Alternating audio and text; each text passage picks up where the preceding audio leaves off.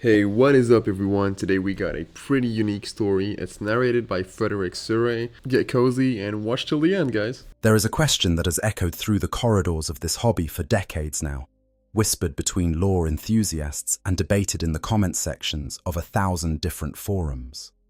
It is the kind of question that does not have a clean answer, because the being at the center of it was never designed to be clean or simple or easy to define. The question is this: just how strong was the emperor of mankind when he walked the galaxy at the height of his power? Before the golden cage of the throne claimed him, before the treachery of his favorite son shattered everything he had built. How powerful was the master of mankind in his prime? And the truth is, trying to pin down the emperor's strength is a bit like trying to measure the depth of an ocean with a ruler. Every time you think you have found the bottom, the lore reveals another layer beneath, another feat that pushes the scale further than you thought it could go. And he is a being who defeated a star god in single combat thousands of years before he ever raised an army. He is a psychic presence so overwhelming that even looking upon his face could drive a hardened space marine to madness. He created 20 demigods from his own genetic material and infused them with the energies of the warp itself, and even the mightiest of those suns could not match him when he decided to stop holding back. And he powered a psychic lighthouse that stretched across 70,000 light-years of space, fueled by his mind alone, a beacon so powerful that when the second strongest human psyker in the galaxy tried to maintain it for just a few hours, it burned him to ash. So settle in, get comfortable, because we are going to walk through everything, from the very moment the emperor first drew breath in a prehistoric village on the banks of a forgotten river, and all the way through to the apocalyptic duel aboard the vengeful spirit that ended one age and began another. We are going to talk about every major demonstration of his power, every hint the lore has given us about what he truly was, and every implication those hints carry for a being whose real nature might never be fully understood. This is the story of the strongest being humanity has ever known, and depending on how you read the lore, the strongest being the galaxy has ever seen. Before we begin though, it is worth establishing something important. The lore of the Emperor is deliberately contradictory. Games Workshop has been very intentional about this. Different sources describe him differently. Different characters perceive him differently. The novels written by different authors sometimes present slightly different versions of events. This is by design. One of the core principles of the setting is that everything is true, but none of it is necessarily accurate. The Emperor is seen through the eyes of mortals, demigods, aliens, and demons, and each of those perspectives distorts the picture in its own way. So what we are going to do here is gather all the threads together, examine the most reliable accounts, and piece together the most complete picture we can of what this being was capable of when he was operating at full strength. Let us start at the very beginning. Not the beginning of the Imperium, not the beginning of the Crusade, but the very beginning, tens of thousands of years before the first bolt round was ever fired, in a time so ancient that the Chaos Gods themselves had not yet fully awakened. The story of the Emperor begins in a Neolithic settlement in ancient Anatolia, in the region that we know today as Central Turkey, sometime around the 8th millennium before the Common Era. That is roughly 10,000 years ago by our calendar, as a time when humanity was just beginning to transition from nomadic hunter-gatherer groups into settled agricultural communities. The world was a very different place. Civilization, in the way we think of it, did not yet exist. There were no cities, no written languages, no empires, just small clusters of humans scratching out a living on the banks of rivers, learning to plant crops and domesticate animals, slowly building the foundations of everything that would come after.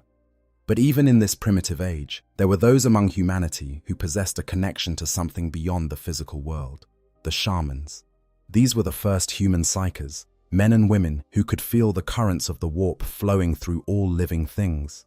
They were healers, guides, spiritual leaders of their communities, and they possessed an extraordinary ability that set them apart from all other humans. When a shaman died, Their soul did not simply dissolve into the immaterium, as instead it lingered, gathered strength, and eventually reincarnated into a new body. The shamans were, in a sense, immortal. They lived and died and were reborn, carrying with them the accumulated wisdom and power of every life they had lived before. But something was changing. As humanity grew, as its population expanded, and its societies became more complex, the warp began to shift. The collective emotions of the human race, the ambition, the greed, the fear, the rage, and all of these psychic emanations were feeding something in the immaterium. Dark currents were forming. Predatory entities were coalescing in the deep places of that other dimension, and the shamans began to notice that their ability to reincarnate was failing. When they died now, their souls were being devoured before they could return, consumed by the growing darkness that would one day become the chaos gods. The shamans realized that if this continued, they would eventually be wiped out entirely, and without their guidance, humanity would be defenseless against the psychic threats that lurked just beyond the veil of reality. So they made a choice born of desperation and courage in equal measure. The shamans gathered in a grand conclave, the greatest assembly of psychic power that primitive humanity had ever known, and they decided to do something unprecedented. They would sacrifice themselves, all of them, simultaneously, and pour the combined strength of their souls into a single vessel. They would create a being of such psychic magnitude that no demon could devour it, no warp predator could threaten it. They called this concept the new man. Thousands of shamans drank poison. As one, they died. And as one, their souls rushed into the immaterium like a tidal wave, overwhelming the hungry entities that tried to feed upon them, burning through the darkness with a purifying fire that was unlike anything the warp had ever experienced. Those thousands of souls merged into a single consciousness, a single flame that was greater than the sum of its parts, and that flame found its way into the physical world once more. A year later, in that small Anatolian settlement of herders and farmers, a child was born. He had a mother and a father. He had brothers and sisters. To anyone looking at him, yet he appeared to be an ordinary infant, born into an ordinary family in an ordinary village on the banks of the Sakarya River. But from the moment of his conception, this child was anything but ordinary. The psychic power contained within him was so immense that it had actually altered his genetic code while he was still in the womb, rewriting his very biology to accommodate the staggering energies that now resided within his flesh. This alteration rendered him immortal. And not in the figurative sense, not in the way that a legacy might be called immortal. Truly, physically, biologically immortal. A perpetual, in the language that would be used millennia later to describe such beings. He would not age, he would not sicken, and if somehow killed, he would return, his consciousness too powerful to be extinguished by mere physical destruction. Now think about what that means for a moment. This was not a being who was given power by some external force. Well, he was not enhanced by technology. He was not blessed by a god. He was the product of thousands of human souls, voluntarily fusing together into a single entity, and the result was a being whose psychic abilities were so overwhelming that they literally rewrote the laws of biology just by existing inside a human body. From the very first breath he drew, he was something entirely new, something that had never existed before and would never exist again. He was not just a powerful psyker, but he was the most powerful psyker the human species would ever produce. Full stop. No qualifiers, no exceptions. Not even Magnus the Red, who was specifically designed to be the Emperor's psychic heir, could match the depth and breadth of his father's abilities. The first real demonstration of his power came when he was still just a boy. His father was murdered by his uncle, killed in an act of mundane human violence that had played out countless times before in countless other settlements. But when the boy who would become the emperor discovered what had happened, he did something that no other human could have done. He walked up to his uncle, calmly and without any visible emotion, and he stopped the man's heart with his mind. No weapon, no physical contact, just an act of pure psychic will that reached into another human being's body and commanded it to cease functioning. He later described this moment as the instant he understood that humanity needed order, that it needed laws, and that it needed someone to enforce them. He left his village shortly after, walking toward the first true city of mankind, likely somewhere in ancient Sumeria, and he disappeared into the flow of human history. For the next 38,000 years, the being who would become the emperor walked among humanity as a ghost. He took many forms. He used many names. Some of the identities he adopted are hinted at in the lore but never fully confirmed, of figures from human myth and legend who may have been the emperor wearing a different face. The lore drops tantalizing hints, never quite confirming, but never quite denying. There are whispers that he was Alexander of Macedon, the conqueror who wept when there were no more worlds to conquer, that he was Saint George of Lydda, a warrior knight who slew a dragon, that he was one of the 12 apostles, walking among the followers of another faith during one of its most formative periods. And these are not established facts.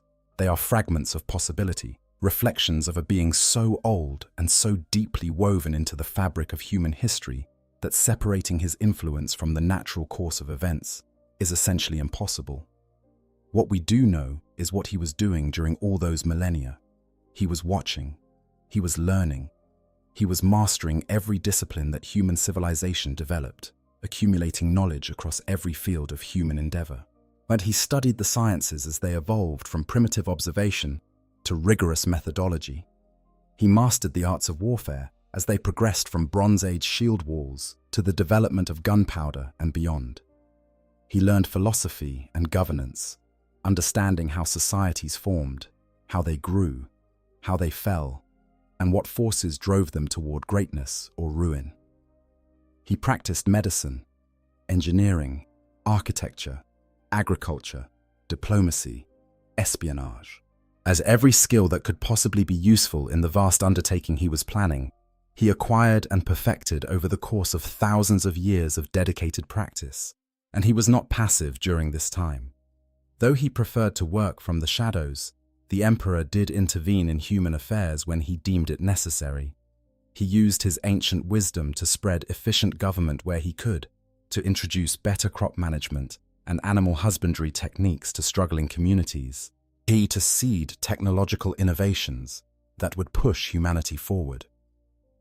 He was not a puppet master pulling strings from behind a curtain, at least not primarily.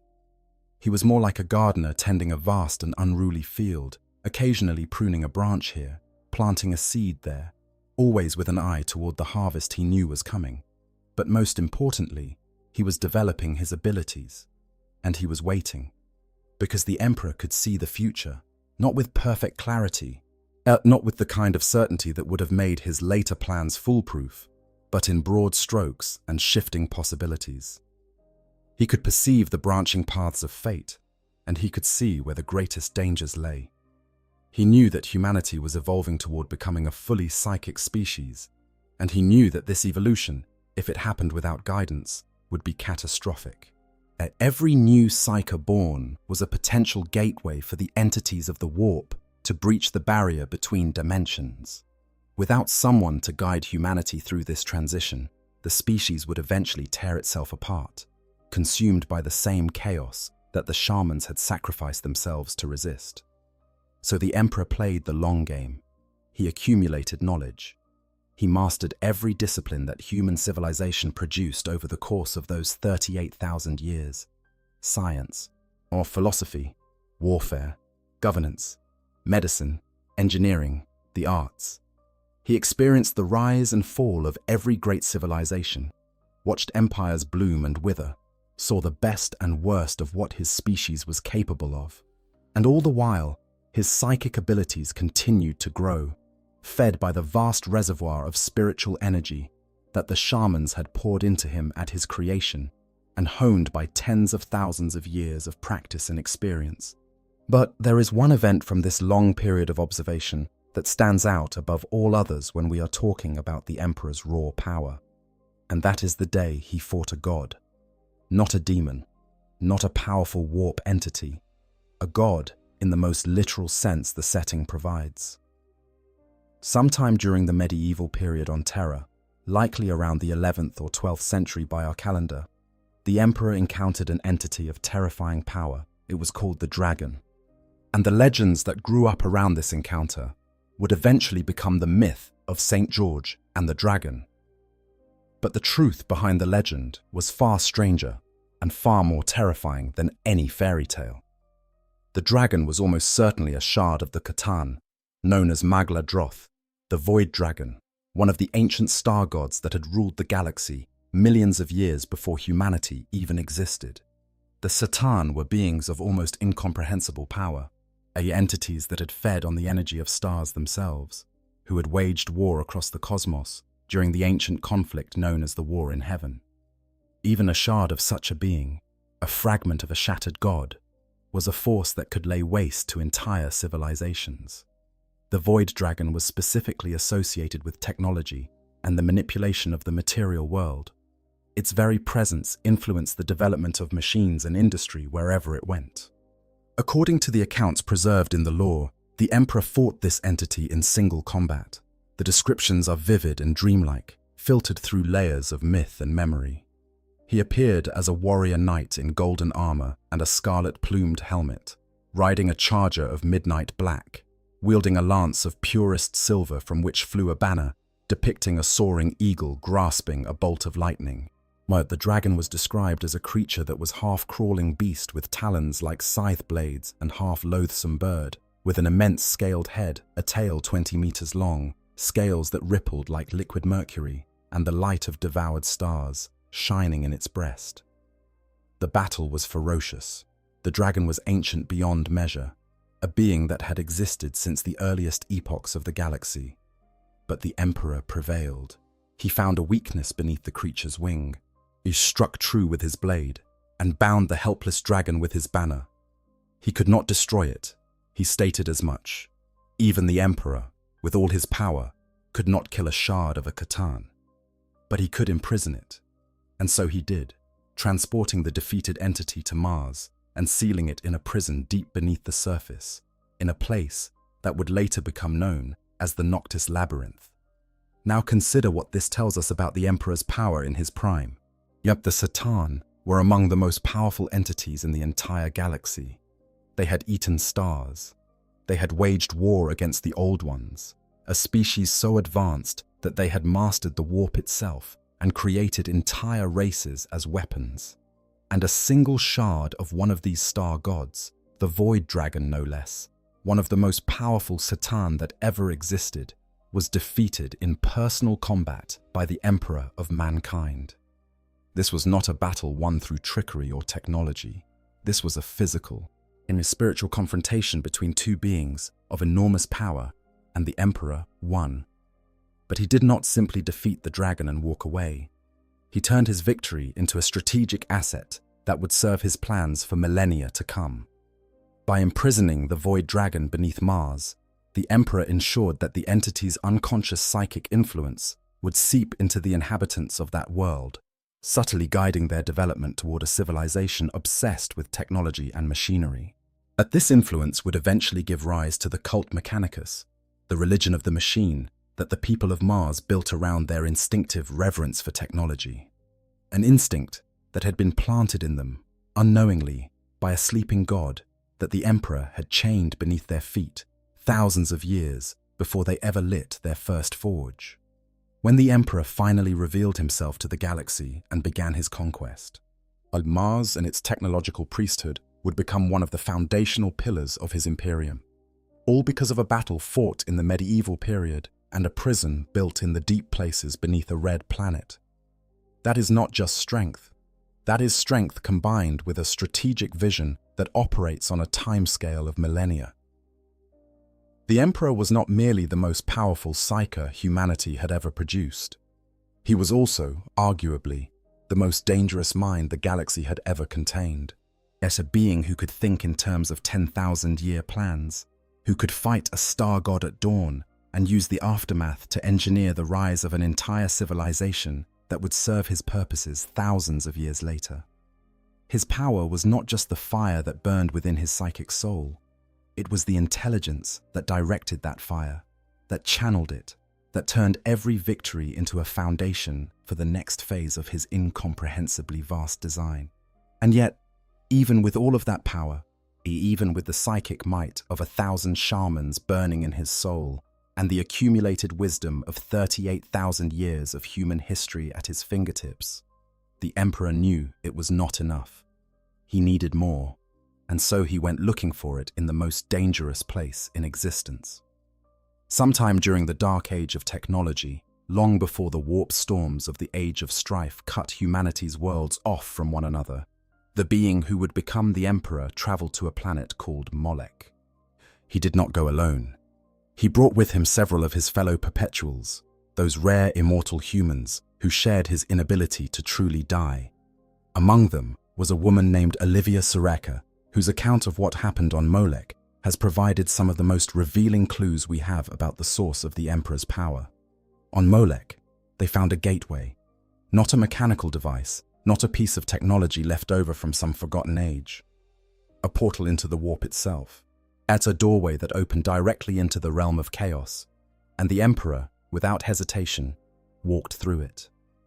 What happened on the other side is one of the great mysteries of the setting. The lore is deliberately vague, and different sources present different interpretations of the event. What is generally accepted is that the Emperor made some kind of bargain with the powers of the Imperium. Whether he dealt directly with the Chaos Gods themselves, or with some other entities that dwelled in the deeper strata of the warp, remains unclear. What is clear is that he emerged from that gateway changed. He had been powerful before. He was something else entirely when he came back.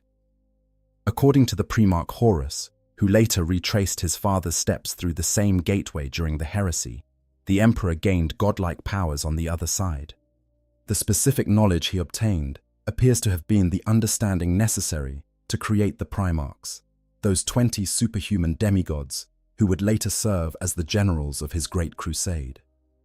The creation of the Primarchs was not simply a feat of genetic engineering, though the Emperor's scientific genius was certainly involved. It required the fusion of advanced biological science with the raw energies of the warp, a technique that could only be learned from the entities that inhabited that dimension. The Emperor needed to understand how to imbue physical matter with spiritual essence, how to pour fragments of his own psychic nature into vessels of flesh and blood, how to create beings that were both mortal and something more than mortal at the same time. Now, there is considerable debate among lore enthusiasts about exactly how much power the Emperor gained at Molech. Some argue that he received his psychic abilities from the Chaos Gods, that everything he was came from that bargain. Others, and the weight of the evidence seems to support this interpretation, believe that the Emperor was already phenomenally powerful before Molech, and that what he gained there was not raw power, but specific knowledge. The techniques for Primarch creation, the understanding of how warp energy could be bound to physical forms. Think of it this way. The Emperor already had the fire. Molech taught him how to forge with it. What makes this event so significant when discussing the Emperor's power is not just what he gained, but the fact that he walked into the heart of chaos and walked back out again. He entered the realm of the very entities that had driven the shamans to their desperate sacrifice thousands of years earlier, the dark powers that devoured souls and corrupted civilizations, and he treated with them as an equal. Yet he took what he needed and returned to the material world under his own power.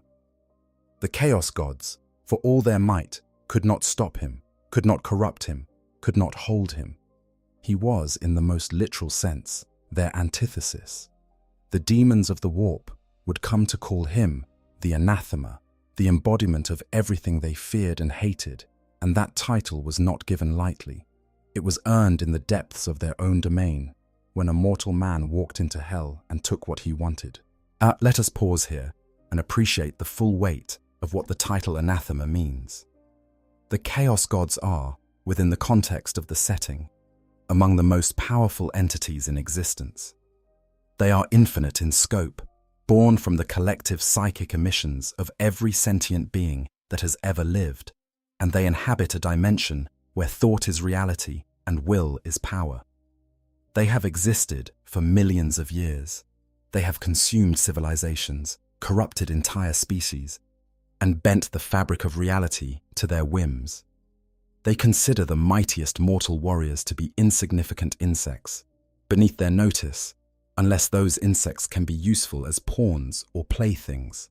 And they are afraid of the Emperor, not wary, not cautious, afraid. The Chaos Gods refer to the Emperor as the anathema because his very existence is inimical to their nature. He represents order where they represent disorder. He embodies purpose where they embody excess. But his psychic signature is so fundamentally opposed to the essence of chaos that demons, in his presence, do not merely feel discomfort, they feel existential dread. The Emperor does not just defeat demons, he unmakes them, stripping away the psychic substance of their being with a power that comes from the same place as their own, but operates on an entirely different principle. He is, in the language of the warp, a flame that burns everything chaos touches. And the Chaos Gods have never found a way to extinguish it. This is why the heresy happened. The Chaos Gods did not corrupt Horus because they wanted another follower. They corrupted him because the Emperor scared them. The Anathema's plan, the Webway Project, the elimination of warp travel, the guiding of humanity toward a psychic evolution that would render chaos irrelevant, all of it represented an existential threat to the dark powers on a scale they had never faced before. Moab the Great Crusade was not just a military campaign. It was a slow-motion siege of the Chaos Gods' very power base, a systematic reduction of their influence that, if completed, would have left them weakened and diminished beyond recovery. So they struck first. They reached out to the most powerful weapon the Emperor had created, his favorite son, and they turned that weapon against its maker. And then, of course, the Emperor did not keep whatever bargain he had made. And he returned to Terra with the knowledge he had stolen, left Olivia Soreka behind on Molech to guard the gateway, and set about building the tools he would need to reshape the galaxy according to his vision. The Chaos Gods, for their part, never forgave this betrayal. It would be this broken bargain, this act of cosmic defiance, that would ultimately drive them to scatter the Primarchs across the galaxy and set in motion the chain of events that led to the Horus heresy. But that came later. But for now, the Emperor had what he needed, and the next phase of his plan could begin. The Age of Strife had left Terra in ruins. 5,000 years of isolation, of warp storms cutting the homeworld off from the rest of human civilization, had reduced Earth to a wasteland of warring techno-barbarian nations. Mutants, psychers, and genetically modified warlords fought over the bones of a planet that had once been the cradle of a galaxy-spanning civilization. Irradiation storms had poisoned vast swathes of the surface. Viral and chemical weapons had rendered entire continents uninhabitable. The population had fragmented into dozens of competing factions, each one ruled by a tyrant more brutal than the last. Terra was dying, and with it, any hope that humanity might ever recover from its long dark age. It was into this nightmare that the Emperor finally stepped out of the shadows. After nearly 40,000 years of watching from the margins of history, he revealed himself at the end of the 29th millennium, not as a philosopher or a healer or a diplomat, but as a conqueror. He emerged in the region once known as the Himalayas, from a vast underground complex of laboratories and forges that he had been secretly constructing for centuries, and he announced his intention to unite Terra under a single rule, his rule, and he had the means to enforce that announcement. Because during those centuries of secret preparation, the Emperor had not been idle. He had been building an army. Not an army of ordinary humans, though he had plenty of those as well. He had been creating something new, something terrible, the Thunder Warriors. The Thunder Warriors were the Emperor's first attempt at engineering a superhuman fighting force. They were massive, towering creatures of gene-forged muscle and chemically enhanced aggression, encased in crude but effective power armor and armed with weapons that no ordinary human army had ever encountered. They were stronger than the Space Marines that would eventually replace them, at least in terms of raw physical power. Individually, A thunder warrior was a devastating engine of destruction, capable of tearing through conventional soldiers like parchment. But they were also unstable. The genetic modifications that made them so powerful came with a cost, as their bodies and minds degraded over time, becoming increasingly erratic and violent. They were weapons with a shelf life, tools designed for a specific purpose and not meant to endure beyond the completion of that purpose. But in the short term, they were exactly what the Emperor needed. And when he led them out of the mountains and into the wasteland of warring nations that Terra had become, the result was not so much a war as a reckoning. The unification wars lasted for decades, and they were fought on a scale that beggared anything Terra had seen in the previous 5,000 years. Entire continents were swept clean of resistance. Battles lasted for weeks, with body counts in the millions. Mountain ranges were sundered and split by the fury of the fighting. Nuclear weapons were deployed against holdout nations. Fortress cities that had endured for centuries fell in hours when the Thunder Warriors hit their walls. And through all of it, the Emperor fought at the head of his armies, not as a general directing operations from behind the lines, but as a warrior, a physical presence on the battlefield whose appearance alone could break the morale of an enemy force. Think about what that means for a moment.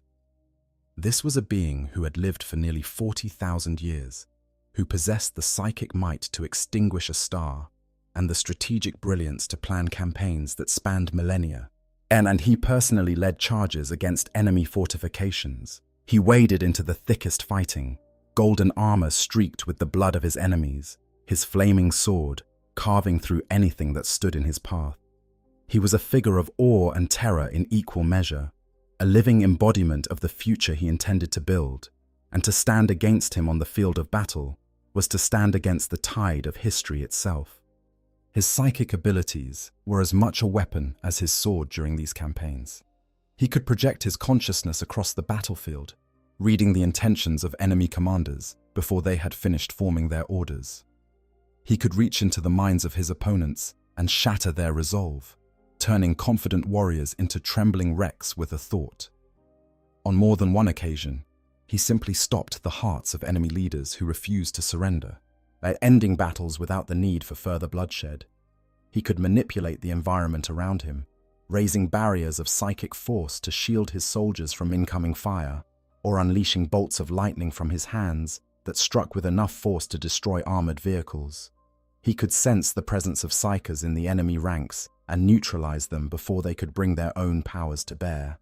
He was, in every sense that mattered, a one-man army augmented by the vast conventional forces he had built. And he was a scientist on the battlefield as well as a warrior. The weapons the Thunder Warriors carried were of his own design, created in the laboratories beneath the Himalayas, using his advanced understanding of physics and engineering. The power armor they wore, the bolters they fired, the vehicles that carried them into battle, all of it bore the stamp of his genius. He was not simply using existing technology. He was inventing new technology, pushing the boundaries of what was possible, and doing so at a pace that left the techno-barbarian warlords of terror scrambling to keep up with innovations that seemed to appear from nowhere. The warlords of terror tried everything to stop him. The Ethnarchy deployed genetically modified warriors called the Ur-Kassis, dangerous relics from the dark age of technology, and enslaved psykers. Whilst the first attempt to topple the Ethnarchy cost the lives of 20,000 Thunder Warriors and 1 million other casualties, the tyrant Nathan Doom of the Pan-Pacific Empire wielded power that had made him one of the most feared rulers on the planet. Callaghan of Ursh employed powerful psykers who could unleash dark warp energies against their enemies. The priest king of the Moreland Sen Confederacy led a nation unwittingly serving the dark gods through cannibalistic human sacrifice and forbidden genetic manipulation. Every one of them fell. Some were defeated in battle, others were executed personally by the emperor, and some, like the warrior clans of Albia, were shown such overwhelming evidence of the emperor's vision and power that they chose to submit peacefully rather than be destroyed. But there is a particular moment during the Unification Wars that perfectly illustrates the emperor's approach to leadership. and the depth of his personal magnetism. The Albions were fierce, proud warriors who had built their own proto-dreadnoughts and fielded armored Ironside soldiers capable of matching the Thunder Warriors blow for blow. Battle after battle, they held their ground against the Emperor's forces, inflicting staggering casualties on the attackers, even as their own numbers dwindled. As the Emperor could have simply ground them down, burying their defiance under the sheer weight of his military advantage. Instead, he called a ceasefire. He appeared before the Albion clan lords unarmed, clothed in simple white and crimson, and spoke of his vision for a unified humanity that could reach the stars and claim its rightful place in the galaxy. The warlords of Albia, men who had refused to kneel before anyone, who had fought the Thunder Warriors to a standstill, they looked at this unarmed man and saw something they had never seen in any of the other tyrants who had tried to claim their allegiance. They saw someone who was genuinely different, and they knelt, willingly, eagerly. They became some of the most zealous supporters of unification, and the blood of Albia would flow through the veins of many future Space Marine chapters. That is a different kind of power. The Emperor was not just a weapon or a psyker or a warlord. He was an idea made manifest, and a vision of human potential that was so compelling, so magnetic, that even hardened warrior kings who had resisted his armies by force of arms would throw down their weapons after 5 minutes of listening to him speak. His charisma was not merely natural charm amplified by confidence. It was a psychic phenomenon, a force of personality so overwhelming that it functioned almost like a gravitational field, pulling people into his orbit and making them want to serve him. Not because they were afraid, but because, in his presence, they could feel the echo of the future he intended to build. With Terra finally unified under his rule, the Emperor turned his attention to the next phase of his grand design, the reconquest of the galaxy. But first, he needed to create the instruments that would make such an impossible task achievable. He needed his sons. The Primarch project was, by any standard, the most ambitious feat of bioengineering the galaxy had ever seen. Using the knowledge he had obtained at Molech, combined with his own mastery of genetics and the psychic arts, the Emperor created 20 superhuman beings from his own genetic material. These were the Primarchs, and each one was a masterwork of biological and spiritual engineering. They were not merely large, strong, or intelligent, though they were all of those things to a degree that defied belief. They were demigods in the truest sense, and beings that existed at the intersection of physical matter and psychic energy, possessed of a magnetism and force of will that could inspire entire civilizations to follow them into battle. Each Primarch was designed with a specific purpose in mind, a particular aspect of the Emperor's own nature amplified and given independent form. Horus received the Emperor's ability to lead and inspire. Rabut Gilliman inherited his talent for administration and strategic planning. Magnus the Red was given a deep connection to the psychic arts. Leman Russ was crafted as an executioner, a weapon of last resort against threats too dangerous for lesser warriors. Vulcan was designed for resilience and compassion. The Khan was built for speed and the wild freedom of the hunt. And so on, 20 sons, each one a fragment of the Emperor's vast and multifaceted nature, each one carrying within them a sliver of the warp energy that their father had learned to harness at Molech. Think about what this tells us about the Emperor's power. He was able to take pieces of his own essence, his own psychic nature, and implant them into separate physical forms. He could create beings that each possessed a fraction of his abilities and still remain immeasurably more powerful than any single one of them. The Primarchs were the mightiest warriors the galaxy had seen since the Age of the Old Ones, beings capable of feats that seemed impossible even by the standards of a universe where psychic powers and advanced technology could reshape reality. And they were, collectively, still only a pale reflection of their father's true strength. But the Primarchs were not the only masterwork of genetic engineering the Emperor produced. Before them came the Custodian Guard, the Adeptus Custodes, his personal bodyguards, and the most individually powerful soldiers the Imperium has ever fielded. Well, the creation of each custodian was a unique process, far more complex than the mass production techniques used to create Space Marines. The genetic modifications used for the custodies were apparently derived in part from undifferentiated Primarch gene stock, containing 12 more elements than standard Space Marine gene seed. Honestly, this is one of the things I love most about this corner of the lore. The Emperor is not just some overpowered character thrown into the setting to be cool. He is genuinely well written. Every single thing he built, every weapon he forged, every son he created, all of it was designed to make himself unnecessary. He wanted to step back. He wanted humanity to grow past the need for someone like him. And the cruel irony is that his own inability to just be honest with his sons, to sit down and explain what he was doing and why, is what destroyed everything. And that hits different when you really sit with it. You could reshape the laws of biology and fight gods in the warp, but he couldn't have a real conversation with his own children. And that's not just good science fiction, that is genuinely great storytelling. And it's why I keep coming back to this setting over and over again. But anyway, that's just my 2 cents. Let's continue the video.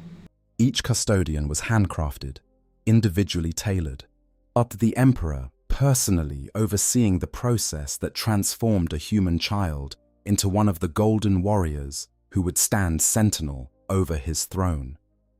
They were faster than Space Marines, stronger than Space Marines, better equipped than Space Marines, and fanatically loyal to the Emperor in a way that went beyond mere conditioning. Their loyalty was woven into their very biology, an integral part of the genetic architecture that the Emperor had designed. And then, of course, came the Space Marines themselves, the Legiones Astartes. Using the genetic templates derived from the Primarchs, the Emperor created the gene seed organs that, when implanted in a suitable human host, would transform that host into a transhuman warrior possessing many of the physical and mental attributes of the Primarchs, though to a much lesser degree. Where the creation of a single Primarch had required centuries of work and the manipulation of warp energies, thousands of Space Marines could be produced in a single decade using the gene seed implantation process. It was the Emperor's answer to the problem of scale. He could not create 20 more Primarchs, but he could create hundreds of thousands of warriors who carried the echo of his son's power in their modified flesh. The scope of this achievement is staggering. The Emperor essentially redesigned the human genome from the ground up, creating multiple tiers of superhuman being, while each one tailored for a specific role in his grand plan. The Custodes for personal protection and as exemplars of individual perfection. The Primarchs as generals and leaders, living symbols of what humanity could become. The Space Marines as the rank and file of an army that would reconquer the stars. And he did all of this while simultaneously managing the political unification of Terra, overseeing the construction of a fleet of thousands of warships, as establishing diplomatic relations with the Mechanicum of Mars, and powering the Astronomicon through his psychic might alone. Consider the sheer breadth of expertise required for these accomplishments. The Emperor was simultaneously operating as the foremost geneticist in human history, the supreme political leader of a planetary government, the commander-in-chief of the largest military force ever assembled, the chief architect of an interstellar infrastructure, the most powerful psychic on the planet, and the sole power source for a navigational beacon that spanned the galaxy. He was doing all of these things at the same time, and doing all of them better than any specialist in each respective field could have managed individually. His intelligence was not merely superhuman, it operated on a level that rendered the concept of specialization meaningless. He was, in every field of human endeavor, the unquestioned master, and the distance between his abilities and those of the second best practitioner in each field was so vast as to be effectively infinite. The Emperor's scientific genius extended beyond biology as well. He was the designer of the Golden Throne, or at the very least the mind that restored and modified a device from the dark age of technology that no one else in the galaxy could understand. He designed the first bolters, the iconic weapons of the Space Marines, prototyping the firearms that would become the most widely used weapons of war in the Imperium. He created the gene seed implantation process that allowed space marines to be produced in the quantities needed for a galaxy-spanning crusade. He designed the psychic architecture of the Astronomicon.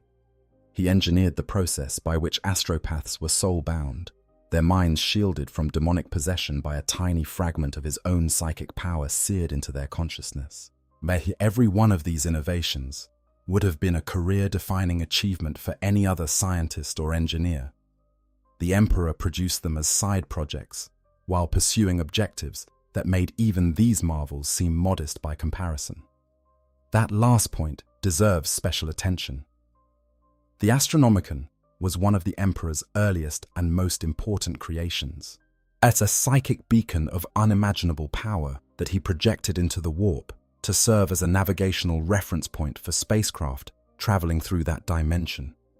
Without the Astronomicon, faster-than-light travel through the warp was extremely dangerous, with ships often becoming lost in the currents of the Imperium and emerging thousands of light-years from their intended destination, or arriving centuries after they had departed.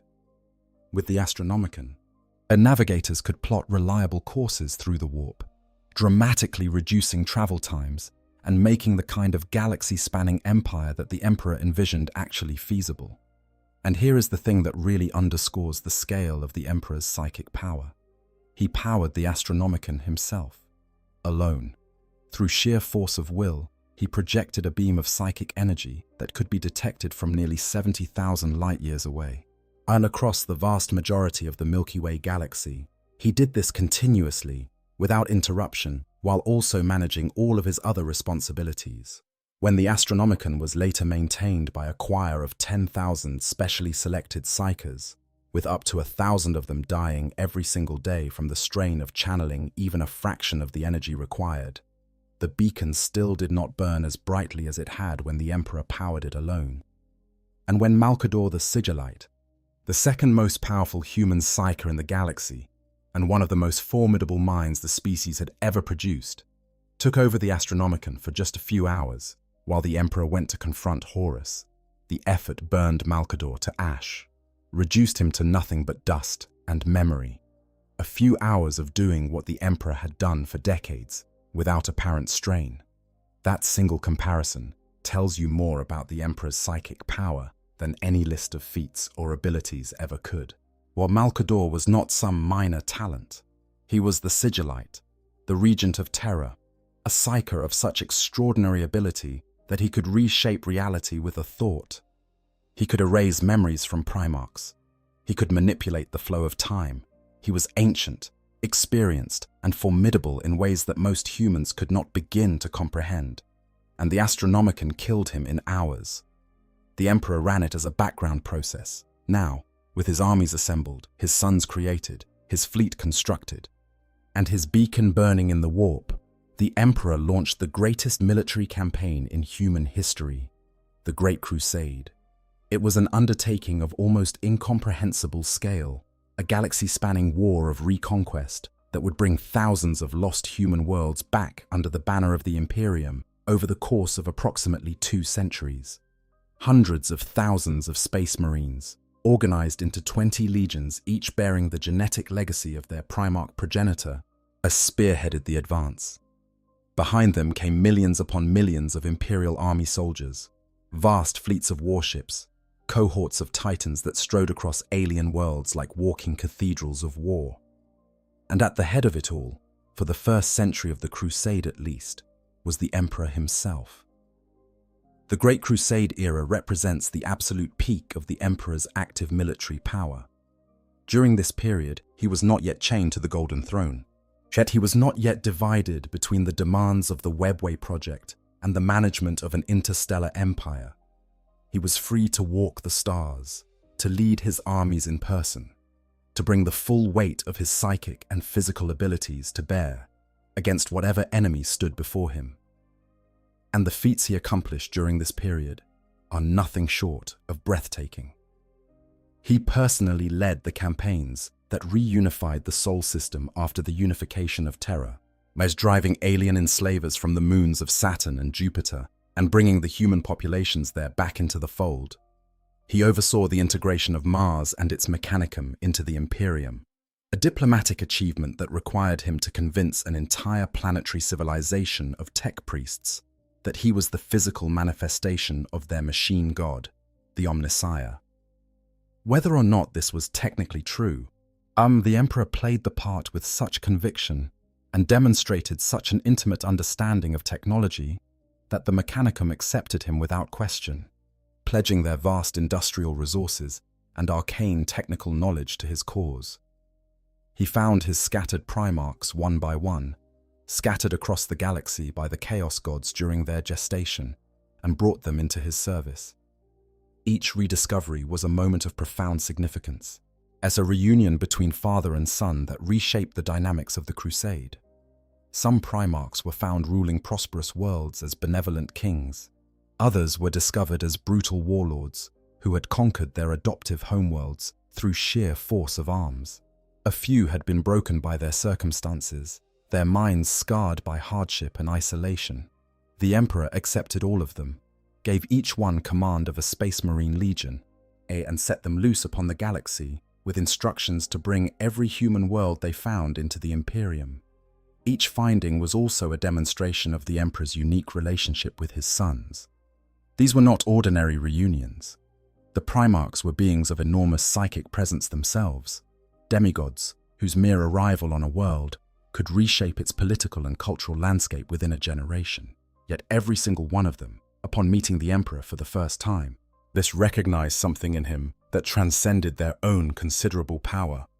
Some fell to their knees immediately, overwhelmed by the sheer magnitude of the presence before them.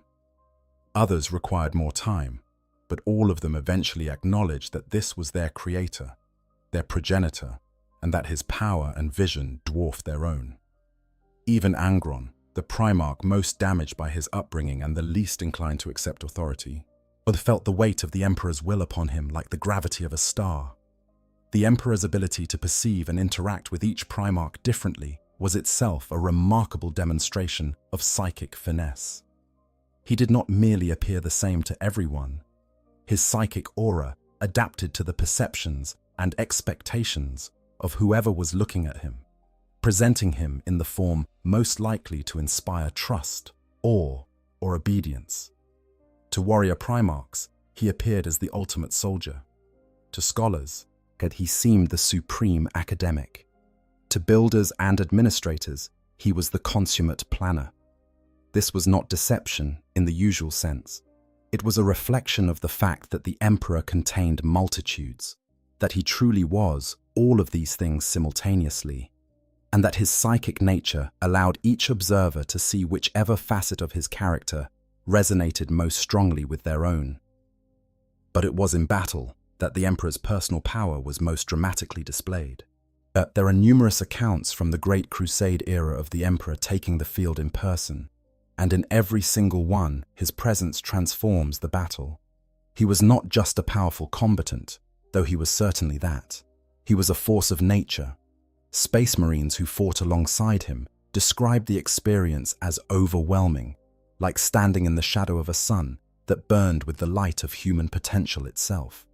His very presence inspired his soldiers to feats of valor that would otherwise have been impossible, and simultaneously crushed the will to resist in his enemies. Some beings, upon seeing the Emperor in his full glory, simply fell to their knees, unable to process the sheer magnitude of the psychic aura that radiated from him like heat from a forge.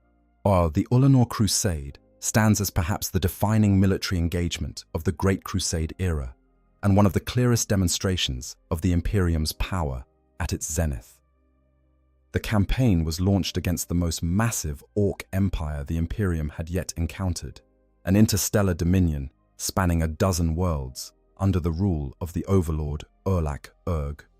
The greenskin forces outnumbered the Imperial attackers by a ratio of 5-1, and the Orc warriors of Ullanor were not the disorganized rabble that Imperial forces had faced on other worlds.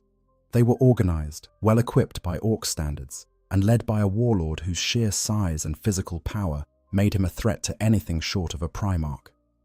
The Emperor personally led this campaign, commanding a force that included the entire Lunarwolves Legion under Horus Lupercal, over 2 million Imperial army soldiers, 100 Titans from the Collegia Titanica, and 600 starships. It was Horus who struck the killing blow against the Orc overlord, crippling the massive warlord and hurling him from the summit of his own fortress in a display of raw physical dominance that cemented the Lunar Wolves' reputation as the finest fighters in the Imperium. But it was the Emperor who had orchestrated the campaign from start to finish, who had identified the strategic significance of destroying the Olenor Empire before it could grow beyond the point of containment, and who had directed the vast forces under his command with a precision that left no room for error. The victory at Olenor marked the high point of the Great Crusade.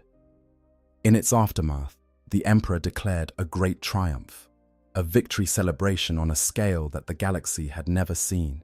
The Mechanicum used massive geoformer engines and millions of servitors to flatten an entire continent on Olenor Prime, laying down a mirror-smooth granite parade route 5 kilometers wide and 500 kilometers long, decorated along its entire length with the skulls of the fallen enemy. At the end of that route, on a mountaintop, the Emperor sat, enthroned alongside 9 of his Primarchs, watching as 14 Space Marine legions, hundreds of Titans, and millions of soldiers marched in triumph before him. It was here, at the very peak of his power and glory, that the Emperor made the announcement that would change everything. He named Horus Warmaster, granting him supreme command over all the military forces of the Great Crusade. And then, to the shock and dismay of his sons and his armies, the Emperor declared that he would be returning to Terra. He was stepping back from the crusade, and he had a new project that demanded his personal attention, something so important and so sensitive that only he could oversee it. He did not tell his sons what that project was. He did not explain why he was leaving them. He simply turned his back on the greatest military campaign in human history and went home. The Primarchs were devastated. Many of them felt abandoned, confused, even betrayed. Their father, the being around whom their entire existence revolved, it was walking away from them without explanation. That hurt festered. It bred resentment, confusion, and a sense of purposelessness that the Chaos Gods would later exploit with devastating efficiency. But the Emperor had his reasons, and those reasons were rooted in a project that, had it succeeded, would have rendered the Chaos Gods all but powerless and elevated humanity to a level of civilization that would have surpassed even the ancient Aeldari at the height of their empire. The Webway Project, the Golden Throne, the most ambitious undertaking the Emperor had ever conceived, and the one that would ultimately cost him everything. Deep beneath the Imperial Palace on Terra, the Emperor had discovered an ancient artifact. The Golden Throne, a device of such staggering complexity and power that even the Emperor himself was not entirely sure of its origins. It dated back to at least the Dark Age of technology, possibly even earlier, and it possessed 2 extraordinary capabilities. First, it could amplify psychic power to an almost unimaginable degree. Second, it could serve as a gateway into the Aeldari Webway, the network of tunnels through an alternate dimension that the ancient Aeldari had used to travel instantaneously across the galaxy. The Emperor's plan was elegant in its ambition. He would use the Golden Throne to breach the Webway and create a human extension of that network, connecting Terra to every major world in the Imperium through a series of stable, safe tunnels that bypassed the warp entirely. No more would humanity be dependent on dangerous warp travel for interstellar transportation. No more would human ships need to brave the demon-haunted depths of the Immerterium. The Webway would provide instantaneous travel across any distance, completely isolated from the influence of chaos. And without the need for warp travel, the Chaos Gods would be starved of the psychic emanations that sustained them. Over time, cut off from the emotional energy of humanity, they would wither and diminish. The Emperor would not defeat chaos through force of arms. He would make it irrelevant. But there was a problem. The original Webway had been constructed from a psychically resistant material that the Aeldari had perfected over millions of years, a substance that naturally repelled the corrosive influence of the warp. Humanity did not have access to this material and could not replicate it. The human-built extensions of the Webway were therefore vulnerable to intrusion by warp entities, and the only thing that could protect them was the Emperor's own psychic power, channeled through the Golden Throne. This meant that the Emperor had to remain seated on the throne for extended periods, projecting a shield of psychic energy that kept the walls of the human webway intact and the demons out. This was why he had returned to Terra. This was why he had left the Crusade. The webway project required the Emperor to devote a significant portion of his psychic might to maintaining the shield. It was taxing work, even for him, and it occupied him in a way that made it difficult to attend to other matters. But he was managing it. The human webway was expanding. Progress was being made. The dream of a chaos-free future for humanity was, slowly, becoming reality. And then Magnus the Red shattered everything. When Horus fell to chaos on the world of Davin and began his rebellion against the Emperor, Magnus the Red, Primarch of the Thousand Suns, and the most psychically gifted of all the Emperor's sons, learned of the betrayal through his own precognitive abilities. Desperate to warn his father, Magnus used an extraordinarily powerful psychic ritual to project a message directly to Terra, punching through the barriers of distance and dimensional resistance to deliver his warning in person. But in doing so, Magnus's psychic projection tore through the protective barriers that the Emperor had so carefully maintained around the human webway. The delicate psychic shielding that kept the demons at bay was ripped open like parchment, and the hordes of the Imperium poured through the breach. Demons flooded into the tunnels of the human webway in uncountable numbers, slaughtering thousands of Mechanicum workers who had been laboring to extend the network. The dream of a chaos-free future for humanity died in that instant, drowned in a tide of screaming horrors that came boiling out of the warp like a river bursting through a dam. The Emperor had no choice but to respond. He committed the Adeptus Custodes and the Sisters of Silence to a desperate holding action within the webway, fighting a brutal war of attrition against an enemy that never stopped coming. And he himself was forced to remain on the Golden Throne, pouring his psychic might into the task of keeping the breach from widening further. If he left the throne, even for a moment, the breach would expand beyond control, and Terra itself would be consumed by the warp. The Emperor was trapped, chained to a machine by the weight of his own power, unable to leave the throne, unable to lead his armies, unable to confront the rising tide of treachery that was consuming his Imperium from within. The events that followed are detailed in the novel Master of Mankind, which provides some of the most intimate glimpses we have of the Emperor during this period. The war within the webway was a nightmare of unrelenting violence, fought in corridors that had been designed for peaceful transit and were now choked with the corpses of custodians, Sisters of Silence, Mechanicum soldiers, and demons.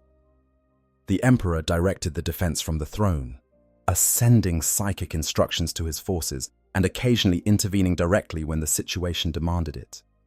His psychic power was the only thing keeping the tide of demons at bay, and every moment he spent projecting that shield was a moment he could not devote to other tasks. But even trapped on the throne, fighting a war on a front that no one else could see, the Emperor demonstrated abilities that defied comprehension. He communicated with his custodian Ra through psychic visions that took the form of shared memories, transporting Ra's consciousness across time and space to show him moments from the Emperor's own past. These visions were not mere mental images. They were fully realized psychic constructions, complete in every sensory detail, capable of conveying not just visual information, but emotional content, physical sensation and abstract concepts that no words could adequately express. Within the webway itself, the Emperor's power manifested in ways that blurred the line between science and miracle. When he chose to intervene directly in the fighting, the results were catastrophic for the enemy. Streams of psychic fire erupted from the throne's projection, incinerating demons by the hundreds. Shields of golden light appeared around beleaguered custodians, turning aside blows that would have destroyed them. From the corridors of the webway itself seemed to respond to the Emperor's will, passages rearranging themselves to funnel demon armies into kill zones where the defenders' weapons could exact the heaviest toll. He could reach across the psychic link he shared with the custodes and enhance their already formidable abilities, sharpening their reflexes, boosting their strength, filling them with a sense of divine purpose that made them fight with the fury of demigods. At one point during the war, the Emperor unleashed the same psychic fire he had acquired during his dealings at the warp gate of Molech, a stolen flame that burned with the power of the chaos gods themselves, turned against their own servants. This was perhaps the most audacious demonstration of his psychic ability during this period. He took energy that originated from the dark powers, energy that by its very nature was corrupt and corrosive and inimical to everything the Emperor represented, and he purified it. He channeled it and weaponized it against the very entities it had been meant to serve. He fought chaos with its own fire, and the demons burned. There is also the matter of the Emperor's ability to multitask on a scale that defies comprehension, while simultaneously maintaining the webway shield, directing the defense of the webway, communicating with his commanders through psychic projection, and monitoring the broader strategic situation across Terra and the wider Imperium. The Emperor was also performing another critical function. He was soul-binding psychers. This process, which involved the Emperor psychically searing his own power into the mind of another psyker to protect them from demonic possession, was being performed continuously, on a schedule that never wavered, even as the war within the webway raged around him. The sheer cognitive load of performing all these tasks simultaneously, and any one of which would have required the full concentration of a lesser psyker, speaks to a level of mental capacity that is essentially impossible to quantify. Through these visions, we learn that the Emperor perceived each person differently, appearing to them in whatever form their psyche was most receptive to.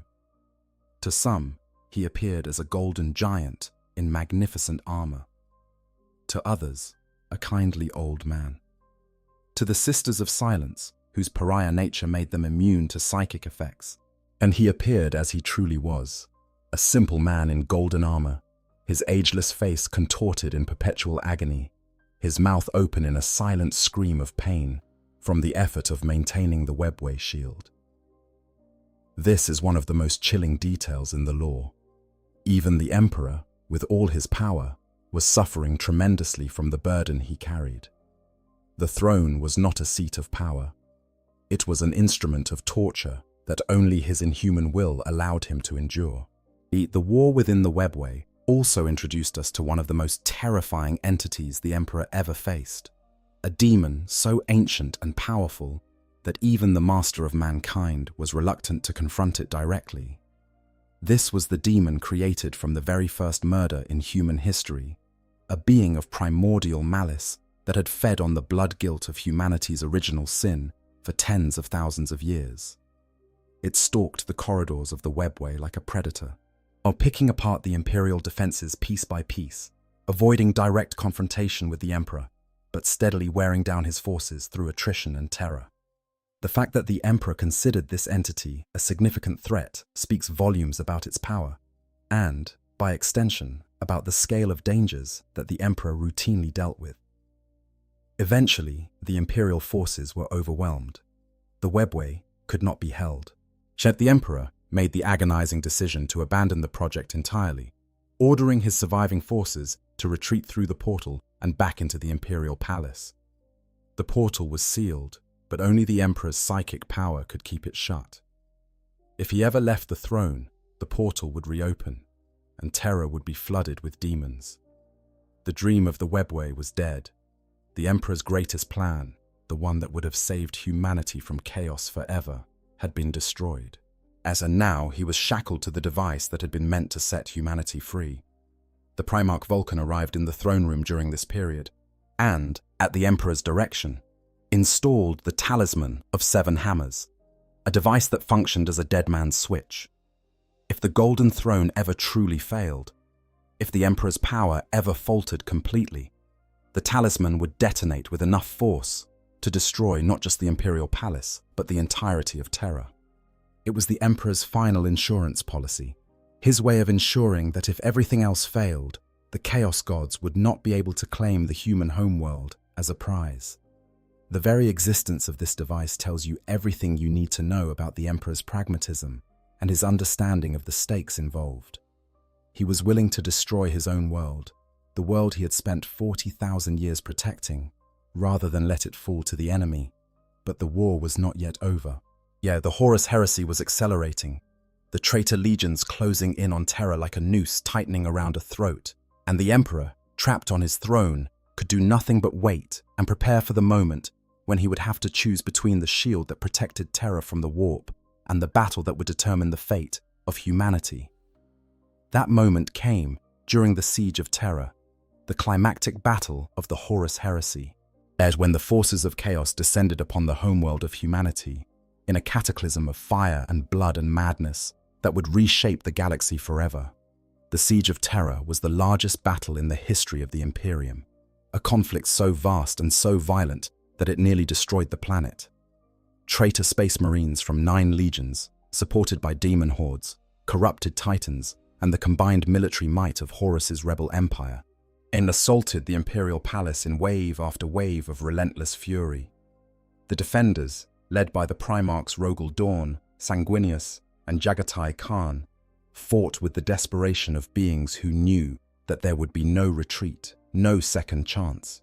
If the palace fell, humanity would fall with it. The scale of the siege defies easy description. Millions of warriors clashed across the ruins of the throne world. Titans strode through the smoke and fire, their colossal weapons reducing entire city blocks to rubble with each shot. Demon engines crawled through breaches in the palace walls, their machine spirits screaming in corrupted rage.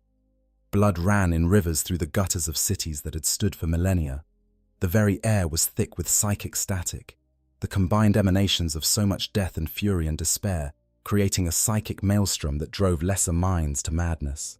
For weeks, as the fate of humanity hung by the thinnest of threads, and every hour brought the defenders closer to the breaking point. Throughout it all, the Emperor remained on the Golden Throne, and this in itself was a demonstration of power that is easy to overlook but impossible to overstate. He was simultaneously maintaining the webway seal that kept demons from flooding directly into the palace through the broken portal, and projecting the Astronomicon to keep the broader Imperium's communications and navigation functioning, psychically reinforcing the palace's defensive wards against the combined psychic assault of 9 traitor legions and the 4 chaos gods, communicating with his commanders through telepathic projection and monitoring the strategic situation across the entire planet. Any one of these tasks would have been beyond the capability of any other psyker in existence. But the Emperor was performing all of them at once, every hour of every day, for weeks on end, without rest, without relief, without faltering. The psychic burden this placed upon him was immense. The Chaos Gods were actively assaulting his mind, probing for weaknesses, trying to overwhelm his defenses through sheer force of psychic pressure. Their combined power was being channeled through every traitor on the planet, every demon that had manifested in the physical world, every corrupted psyker and sorcerer who chanted their blasphemous prayers. The Emperor was holding all of this at bay while simultaneously performing the equivalent of running a galaxy-wide telecommunications network and a planetary defense grid. For weeks, the Emperor remained on the Golden Throne, directing the defense through psychic communication with his commanders, lending his power to the protection of the palace's void shields and psychic wards.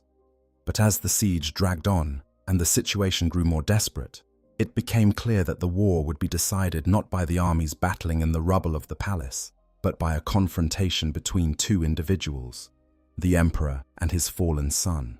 Horus, now a vessel for the combined power of all 4 Chaos Gods, lowered the void shields of his flagship, the Vengeful Spirit, in a deliberate provocation. It was an invitation and a trap, a challenge that the Emperor could not refuse. As if Horus was not stopped, the siege would continue until the defenders were overwhelmed. The only way to break the back of the rebellion was to kill the leader, to destroy the vessel through which the Chaos Gods were channeling their power. The Emperor knew this. He also knew that Horus, empowered by the full might of chaos, was almost certainly more powerful than him in terms of raw energy. But he went anyway. The Emperor left the Golden Throne for the first and last time since the webway had been breached. His place was taken by Malcador the Sigillite, who held the psychic shield in his master's absence at the cost of his own life. The act of stepping off the throne was itself a decision of breathtaking courage and calculation. The Emperor knew that Malcador could not sustain the burden for long. He knew that every moment he spent away from the throne was a moment closer to Malcador's death and the potential collapse of the psychic defenses protecting Terra from the warp. He had a limited window of time in which to reach the vengeful spirit, find Horus, and end the war. If he failed, if the battle dragged on too long, Malcador would die, the webway portal would breach, and Terra would be consumed by daemons, regardless of the outcome of any duel. The Emperor then assembled a strike force consisting of his custodians, elements of the Imperial Fists and Blood Angels, and the Primarchs Rogel Dawn and Sanguinius, and teleported aboard the Vengeful Spirit. The choice of personnel for this assault was itself revealing. The Emperor brought Sanguinius because the Angel Primarch's psychic nature and unwavering loyalty made him a potent weapon against the warp-tainted forces they would face. And he brought Dawn for his unshakable resolve and tactical brilliance. He brought his Custodes because their genetically ingrained loyalty made them immune to the corrupting influence of chaos. Every member of the assault force was chosen for a specific purpose. Their roles in the coming battle planned with the same meticulous attention to detail that had characterized every aspect of the Emperor's grand design. The teleportation itself was a display of phenomenal psychic power. Moving living beings through the warp was always dangerous, but teleporting an entire strike force from the surface of a planet into the interior of a chaos-corrupted starship required a level of psychic precision that was beyond any normal teleportation technology. The Emperor was essentially punching a hole through reality, guiding his forces through the seething madness of the Imperium, and depositing them inside a vessel that was doing everything in its considerable power to prevent exactly that kind of intrusion. That he managed it at all was remarkable. That he managed it while half his psychic strength was devoted to maintaining the webway seal and the Astronomicon was nothing short of miraculous. What happened next was the defining moment of the Warhammer 40,000 setting. The moment that everything that came before was building toward, as in everything that came after was shaped by. The teleportation went wrong almost immediately. Horus, using the warp-fueled powers at his disposal, scattered the Emperor's assault force throughout the massive warship.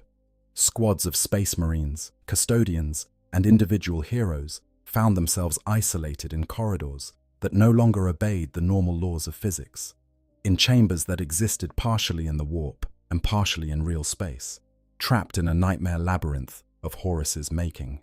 Or the Vengeful Spirit had become something more than a ship. It had become an extension of Horus's will, a pocket dimension of chaos that rearranged itself to confound and destroy the intruders. The Warmaster's connection to the vessel was so complete that the ship itself had become a living expression of his corrupted consciousness, its walls breathing, its corridors shifting, its very geometry defying the laws of physics as the power of four gods flowed through its ancient bones. The Emperor and a small retinue of companions, including loyal sons of the legions and members of his guard, fought their way through this hellscape toward the Lupercal court, the throne room where Horus waited. Along the way, the Emperor demonstrated his combat prowess in ways that illustrated just how far above even superhuman warriors he truly stood. When a company of word-bearers, 100 strong, supported by cataphracti Terminator armor and several Leviathan siege dreadnoughts, stood in his path, the Emperor obliterated them all in a single instant with force lightning.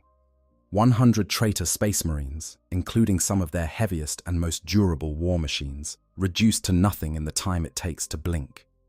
The Emperor did not slow his pace. He did not exert himself. He simply extended his will, and his enemies ceased to exist. As this was a being who could kill an entire company of genetically engineered super soldiers as casually as a mortal man might brush an insect from his sleeve. Even while fighting his way through the corrupted interior of the Vengeful Spirit, the Emperor's psychic power continued to manifest in ways that defied easy categorization. He cleansed his custodians of chaos taint when Horus attempted to turn them against their master, breaking the War Master's psychic hold on dozens of the most mentally fortified warriors in the galaxy. He used psychic fire stolen from the Chaos Gods themselves to purify passages that had been saturated with warp corruption. He projected an aura of protection that shielded his companions from the worst effects of the demonic reality warping that permeated the vessel, allowing them to maintain their sanity and combat effectiveness in conditions that should have destroyed them utterly. As Sanguinius, the angelic primarch of the Blood Angels, reached Horus first. What passed between them is not recorded in full detail, but the outcome is. Horus killed Sanguinius.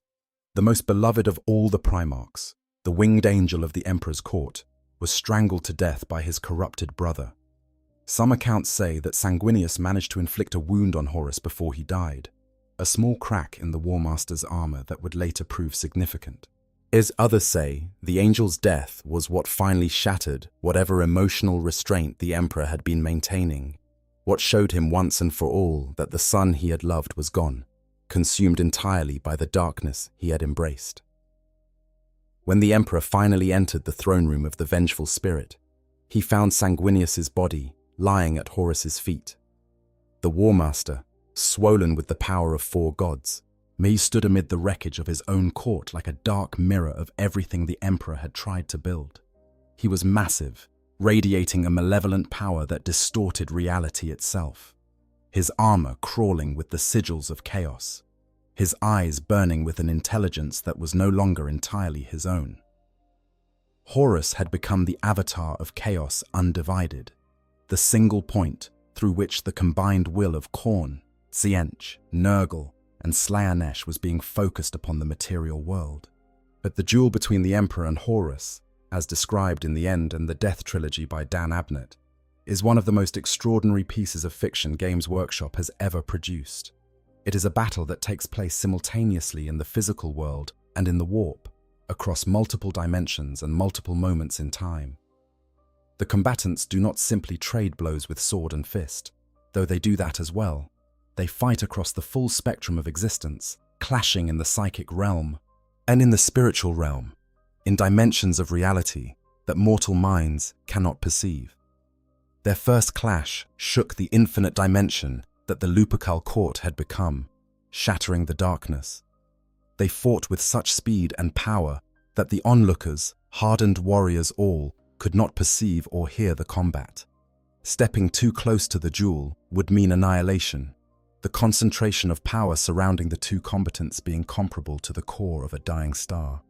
There was no sound to the battle, just a constant staccato white noise, because they were striking each other so hard that the sound of one impact was swallowed by the next, and the next, and the next, an unbroken cascade of violence that exceeded the capacity of physical reality to process.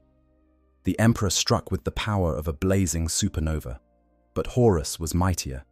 He had the power of a black hole that devoured all light, and he was winning. And Horus was fueled by the infinite power of chaos, a wellspring of energy that had no bottom and no limit. The Emperor's own power, vast as it was finite. He was fighting against something that drew upon the psychic emissions of every sentient being in the galaxy, fed by every act of violence and every whisper of fear and every moment of despair that every living creature had ever experienced. In terms of pure, raw energy, the Emperor could not match what Horus had become. As the Emperor struck along the 18th angle of non-space, and Horus diverted the blow to the 66th oblique direction, then dodged a killing strike by sidestepping into an adjacent reality, the fight could not be perceived by mortal senses. What the onlookers saw was merely the slightest sliver of what was actually happening. The Emperor took the fight beyond just the current time and place, clashing with Horus across everywhere and every point in time simultaneously. They were literally on the planet Chthoniya, on the day of Horus's finding. This was not a projection or a memory. They were actually there, their battle spanning the breadth of time and space, as the Emperor used every weapon in his arsenal to find a way past the infinite power that chaos was channeling through his son. And this is where the true nature of the Emperor's power revealed itself. Because the Emperor did not win this fight through raw strength. He could not. Horus, and empowered by the combined might of all 4 Chaos Gods, simply had access to more energy than the Emperor could ever match. But the Emperor possessed something that Horus did not.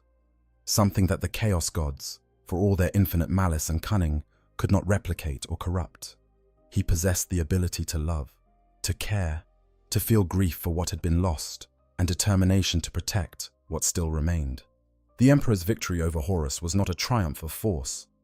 It was a triumph of will, of identity, of the uniquely human capacity to choose what matters most and commit to it absolutely.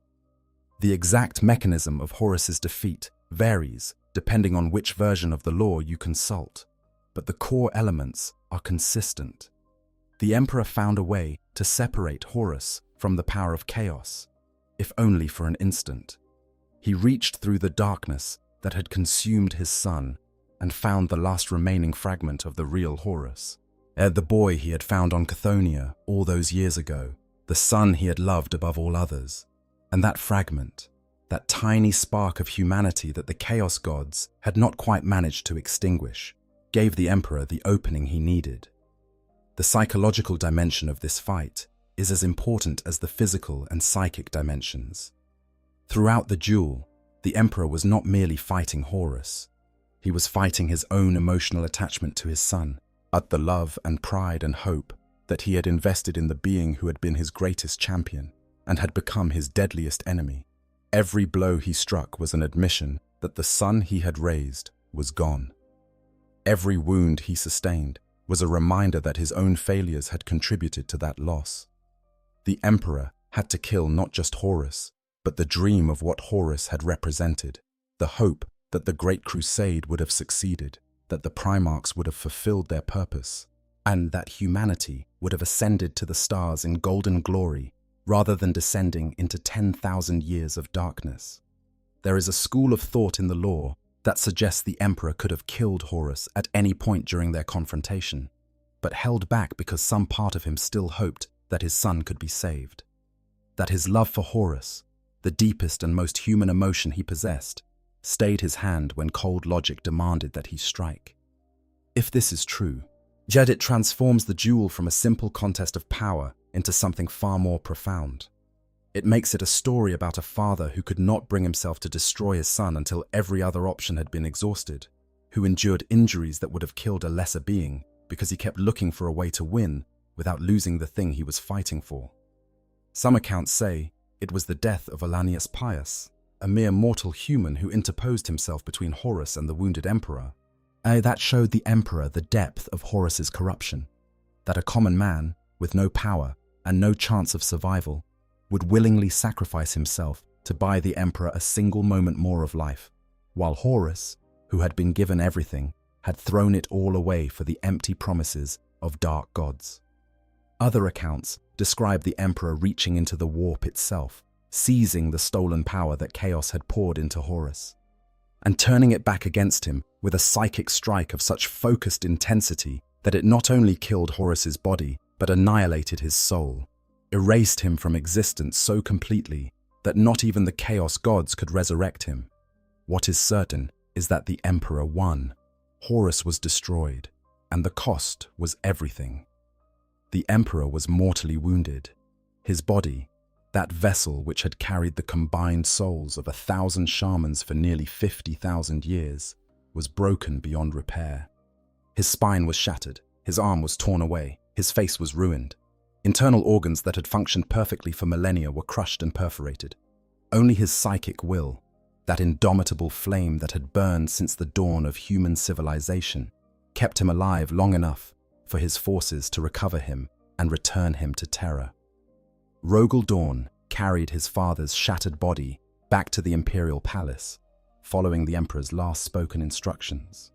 The emperor was placed upon the golden throne, and the device was modified to serve as the most elaborate life support system the galaxy had ever known. The mechanisms of the throne, designed to amplify psychic power and maintain the webway shield, were repurposed to sustain the emperor's ruined flesh in a state of living death. His body would not heal, It would not recover. It would slowly, inexorably decay over the course of millennia, and held just barely on the edge of existence by technologies that no one fully understood. But his mind remained active. His psychic power, freed in some ways by the severance of his consciousness from the demands of a functioning body, continued to burn. The Astronomicon still functioned, still guided humanity's ships through the warp. The webway portal remained sealed, and the Emperor's presence in the Imperium, rather than diminishing, he may have actually grown stronger over the 10,000 years since his internment, fed by the belief and worship of trillions of human souls across the galaxy, sustained by a daily sacrifice of 1,000 psykers whose life force is drained to keep the throne functioning. The Emperor has become something that he never intended to be, something that he spent his entire active life trying to prevent. He has become a god. The great irony of the Emperor's existence is that the man who waged war against religion, who burned churches and executed priests, who insisted that there were no gods, and that superstition was the enemy of progress, has himself become the object of the most widespread and fanatical religion in human history. The imperial cult, with its billions of adherents spread across 1 million worlds, worships the Emperor as the God Emperor of mankind, the divine protector of the human race, and the source of all salvation and the shield against the horrors of the dark. And the terrible, beautiful paradox is that this worship may be the very thing that is keeping him, and by extension all of humanity, alive. Because in the warp, belief has power, real, tangible, measurable power. The Chaos Gods themselves are proof of this. They were born from the collective emotions and psychic emanations of sentient beings across the galaxy. They are given form and consciousness by the sheer weight of belief and feeling that poured into the Imperium over millions of years. If the negative emotions of the galaxy could create beings of such terrifying power, what might the positive belief of trillions of humans, all focused on a single figure, all pouring their faith and devotion toward a single point, create? The answer, many lore theorists believe, is exactly what we see on the Golden Throne. The Emperor is becoming, or perhaps has already become, a warp entity in his own right, a fifth god, born not from fear or rage or despair or excess, but from hope and faith and the desperate desire of a dying species to survive. His psychic power in the current era of the setting is, by some estimates, vastly greater than it was during the Great Crusade. He is no longer constrained by the limitations of a physical body. His consciousness exists simultaneously in the material world and in the warp, fighting a constant psychic war against the Chaos Gods on a front that no mortal can perceive.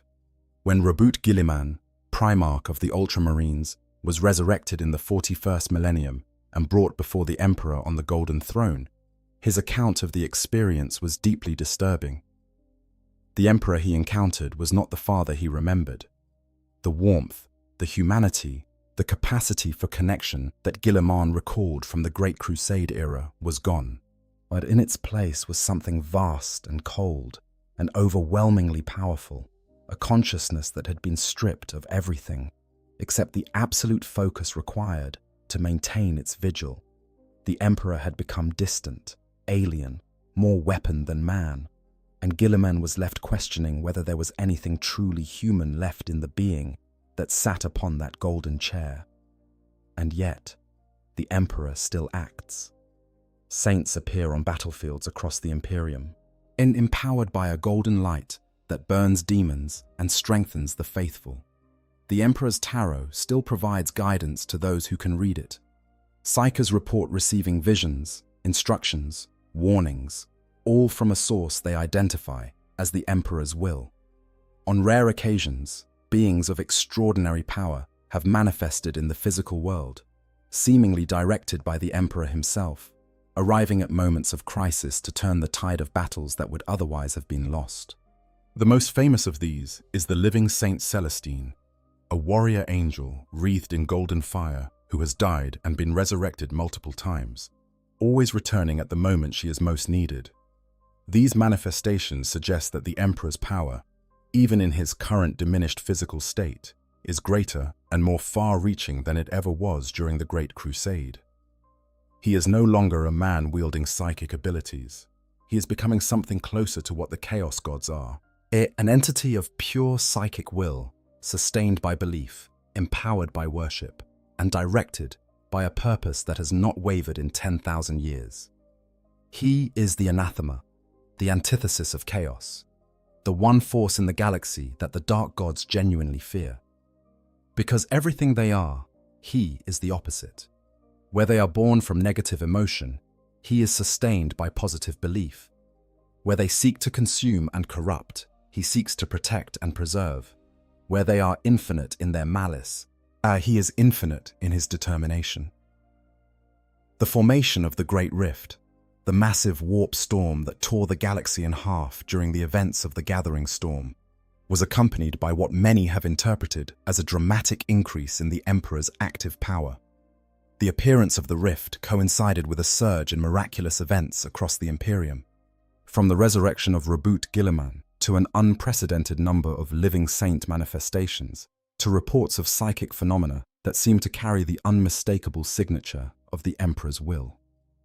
Some scholars of the lore have theorized that the opening of the Great Rift, while catastrophic for the Imperium in material terms, may have actually benefited the Emperor by thinning the barrier between the material world and the warp, allowing his psychic influence to reach further and strike harder than it could before. There is also the matter of the Terminus Decree, a sealed document that the Emperor himself gave to the Grey Knights, the most elite and secretive chapter of Space Marines in the Imperium. The contents of this document are unknown to all but the Supreme Grand Master of the Grey Knights, but it is understood to be a fail-safe, a set of final instructions to be opened only in the most extreme possible circumstances. Some believe it contains orders to destroy the Golden Throne, killing the Emperor, and potentially triggering a catastrophic warp event. Others believe it contains instructions for the Emperor's rebirth, a way to release him from the prison of the throne and allow him to be reborn in a new form. Whatever its contents, that the very existence of the Terminus Decree tells us something crucial about the Emperor's foresight and pragmatism. Even in his diminished state, trapped on the throne and barely able to communicate, he had planned for contingencies that no one else could have anticipated. The concept of the Star Child is another theory worth mentioning, one that has existed in the lore since the earliest days of the setting. This theory suggests that the Emperor's soul, or some fragment of it, exists independently in the warp, growing in power, preparing for the moment when it can be reborn into a new physical form. The Star Child would be the Emperor reincarnated, freed from the Golden Throne, restored to his full power, and ready to lead humanity once more. Whether this is a genuine possibility or merely wishful thinking on the part of those who study the Emperor's nature is unclear. But the mere existence of the theory speaks to the enduring hope that the Emperor's story is not yet over, that the fire that has burned for nearly 50,000 years still has fuel to burn. So when we ask the question, how strong was the Emperor in his prime, we need to define what we mean by prime. If we mean his physical peak, the period during the Great Crusade when he walked the galaxy in golden armor with a flaming sword in his hand, then his prime was extraordinary, as he was the most powerful psyker the human species had ever produced, capable of feats that made even his Primarch sons seem like children in comparison. He could power a psychic beacon that spanned most of the galaxy. He could defeat star gods in personal combat. He could create demigods from his own genetic material. He could walk into the realm of chaos itself and emerge unscathed, bearing stolen knowledge that the dark powers had not intended to share. Yet he could take the field against armies and break them with the sheer force of his presence. He was the master of mankind, and in the era of the Great Crusade, that title was not hyperbole. To put this in proper context, let us compare the Emperor's power to other formidable beings in the setting. The Aeldari, at the height of their civilization, were a psychic race of extraordinary ability. Their greatest psychers could reshape reality with a thought, create pocket dimensions, and manipulate the flow of time. Yet the Aeldari's collective psychic excess birthed a single chaos god, Slanesh, and the entire species very nearly went extinct in the process. The Emperor contained within himself enough psychic power to oppose all 4 chaos gods simultaneously, and he had done it for 10,000 years without faltering. The Eldari Farseers, among the most accomplished psychers in the current setting, are impressive, but even the greatest of them, Eldrad Ulthran, would be like a candle beside a bonfire when compared to the Emperor at his peak. The Orc race, when sufficiently united under a powerful enough leader, can generate a collective psychic field of staggering power. Their Gestalt consciousness, the field of psychic energy generated by their collective belief and excitement, can make machines work that should not function, heal wounds that should be fatal, and in extreme cases, manifest physical effects through pure psychic force. Yet even the greatest Orc empires, led by the most powerful warlords in history, were brought to heel by the Emperor and his forces during the Great Crusade. The Orcs of Ulanor, the largest and most dangerous greenskin civilization the Imperium had ever encountered, were dismantled by a single campaign. The Necrons, in their ancient war against the Old Ones, deployed the Satan as their ultimate weapons, star gods of almost incomprehensible power. The Emperor defeated a shard of one of the most powerful Satan in single combat, and used the aftermath of that victory to seed a civilization that would serve his purposes for millennia. The Tyranids, the Great Devourer, consume entire worlds and can blot out the Astronomicon with the shadow of their hive mind. Yet the Astronomicon still burns, powered by the Emperor's will, as a beacon that the Tyranids have been drawn toward precisely because it shines so brightly in the warp that nothing in the galaxy can ignore it. Even among the Primarchs, beings who were each a fragment of the Emperor's own power, given independent form, the disparity between them and their father was enormous. Magnus the Red was specifically designed to be the Emperor's psychic heir, the son whose mastery of the warp was meant to make him the Emperor's partner in maintaining the webway. And Magnus was powerful enough to breach the webway barriers from across the galaxy, an act of psychic force that destroyed the Emperor's most important project. Yet the Emperor had maintained those barriers effortlessly for years before Magnus's intervention, and he continued to maintain the remnants afterward while simultaneously performing half a dozen other tasks of comparable complexity. Horus, empowered by all 4 chaos gods, Vivek was described as having the power of a black hole that devoured all light, yet the Emperor still matched him in combat and ultimately prevailed, albeit at the cost of his own physical existence. But if we mean the absolute peak of his power, the moment when his capabilities reached their highest point, then the answer might be very different. The Emperor on the Golden Throne, in the 41st millennium, sustained by 10,000 years of worship from trillions of human souls, his consciousness spread across both dimensions of reality, fighting an eternal war against the 4 most powerful entities in the warp, might be stronger now than he ever was when he walked and breathed and bled. His body is a ruin, his physical existence is agony, but his mind, his will, his psychic fire, these things have not diminished. If anything, they have grown. There is a theory, one that the lore has hinted at but never confirmed, that the Emperor is on the verge of a transformation. That the faith of humanity is pushing him towards something that goes beyond even what the Chaos Gods have achieved. That the anathema is becoming something new, something that has never existed before in the warp, a god of order and hope forged from the prayers of a dying species. If that is true, then the Emperor's prime may not be behind him. It may be ahead, and what he becomes when that transformation is complete may make everything we have discussed today look like a candle flame compared to a supernova. But that is speculation. What we know, what the lore has shown us with clarity and consistency across decades of material, is this. The Emperor of mankind was the most powerful being the human species has ever produced, and one of the most powerful beings the galaxy has ever known. He was born from the sacrifice of thousands of souls, forged in the crucible of nearly 50,000 years of experience and tempered by trials that would have broken any lesser creature. He defeated gods, created demigods, conquered a planet, unified a species, built an empire that spanned the stars. And when that empire was threatened by the greatest betrayal in human history, he rose from his throne and met the enemy face to face, knowing that it would cost him everything. He was not perfect. His pride, his cold pragmatism, yet his inability to connect with his sons as a father rather than a ruler, these were the flaws that enabled the heresy and brought his vision crashing down.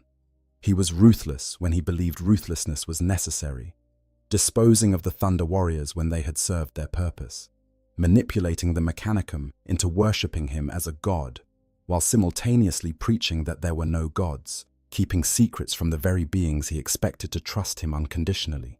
He was, in many ways, a tragic figure, a being of limitless power who could reshape the galaxy, but could not convince his own sons that he loved them. The treatment of the Thunder Warriors is perhaps the most damning example of the Emperor's cold pragmatism. These were men, human men, who had believed in his vision. They had volunteered to undergo the brutal gene therapies that transformed them into superhuman soldiers, knowing that the process was dangerous and imperfect.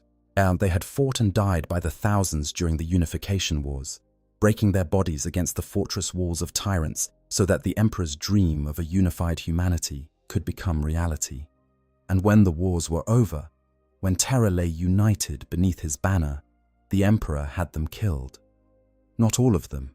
A few escaped what they called the culling, but the vast majority of the Thunder Warriors were ambushed and destroyed by the very custodes who had fought alongside them, buried in shallow graves, while the official histories proclaimed that they had died heroically in the final battle at Mount Ararat. The Emperor did this because the Thunder Warriors were unstable, because their genetic modifications were degrading, because they represented a potential threat to the order he was building. It was a logical decision, perhaps even a necessary one, but it was also a cold one, and it cast a shadow that stretched all the way to the Horus Heresy and beyond. And the Primarchs felt that shadow, even if they did not know its specific origins. The fear that they too might be discarded when they had served their purpose was a constant undercurrent in the relationship between father and sons. Malcador the Sigillite later suggested that both he and the Emperor had deliberately planned to set the Primarchs against one another, purging the unmanageable ones just as they had purged the Thunder Warriors, with the ultimate goal of leaving humanity, not superhumans, as the rulers of the galaxy. Whether this was true, or merely another layer of deception in a web of deceptions so complex that even its architects could not keep track of every thread, the implication is profoundly disturbing. The Emperor may have always intended for some of his sons to fall. He may have designed the tragedy that consumed his empire as a necessary step in the evolution of his species. This is the paradox at the heart of the Emperor's character. He was a being of virtually unlimited power and intelligence, but he was fundamentally incapable of relating to other beings as people rather than as tools to be used in service of his grand design. Robert Guillemin, who understood his father better than most, once said that the Emperor loved no one man. He could not afford affection. He did not love his sons, he did not love men, but he did love mankind. That distinction between loving the species and loving the individuals who comprise it, and is the fault line upon which the entire Imperium was built, and upon which it ultimately fractured. And yet, for all his failings, the Emperor accomplished things that no other being in the history of the galaxy could have achieved. He unified a fractured species. He created an empire that spanned the stars. He held back the darkness of chaos for tens of thousands of years, first through active effort and later through sheer force of will from atop a dying throne. He gave humanity a fighting chance against threats that should have consumed it utterly, and he continues to give it that chance even now, 10 millennia after his body should have crumbled to dust. The weapons he crafted endure. The Space Marines still fight in his name, bearing the genetic legacy of the Primarchs he created, organized into chapters that can trace their heritage back to the legions of the Great Crusade. The Custodes still stand vigil over his broken body, their golden armor a reminder of the glory that once was. The Astronomicon still burns, a pillar of light in the darkness of the warp, guiding humanity's ships home. The Imperium, for all its corruption and brutality and stagnation, still stands. 1,000,000 worlds bound together by a faith in a being who never wanted to be a god, but has become one anyway. And perhaps that is the most important thing to understand about the Emperor's strength. It was never just about the power itself. It was about what the power was for. Every feat he accomplished, every enemy he defeated, every impossible creation he brought into being, all of it was in service of a single goal: the survival and advancement of the human species. He did not want to be a god. He wanted to be the guardian who kept the lights on until humanity was ready to stand on its own. He wanted to build a future where beings like him were no longer necessary, where humanity had evolved past the need for psychic saviors and golden thrones and armies of engineered warriors. He wanted his species to be free from chaos, free from dependency, free from the darkness that pressed in on all sides. He failed. The Webway project was destroyed. The Great Crusade collapsed into civil war. Half his sons turned traitor. His empire became the very thing he had tried to prevent: a superstitious, an authoritarian nightmare state that worshipped him as a god, while everything he had built crumbled around his decaying body. The 41st millennium is, in many ways, the Emperor's worst nightmare made real. But even in that nightmare, his fire still burns. Even chained to a dying machine, trapped in a body that should have failed 10,000 years ago, his will endures. He holds the Astronomicon. He fights the Chaos Gods. Yet he sends his saints and his visions and his burning light into the darkest corners of the galaxy, reaching out across impossible distances to touch the hearts of warriors and pilgrims and ordinary people who will never know his name but will feel the warmth of his protection like sunlight on their faces.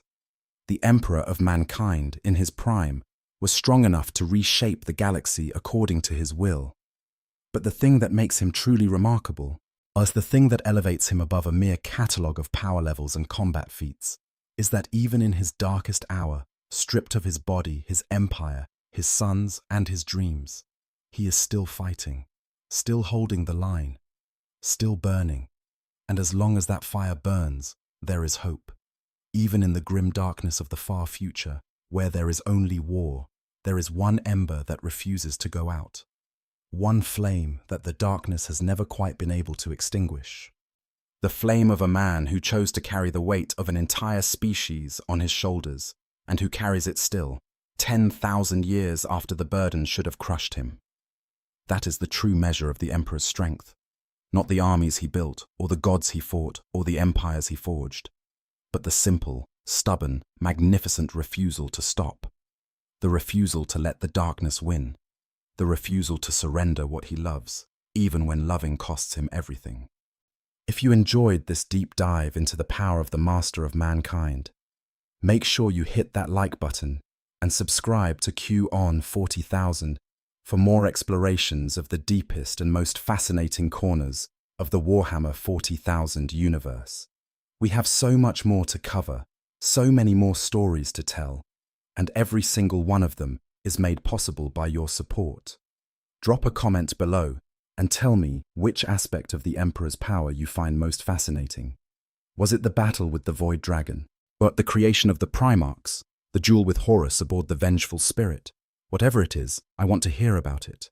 Until next time, remember, the Emperor protects, and he always will. I hope you guys enjoyed the story. Make sure to hit the subscribe, like, share button, whatever you want.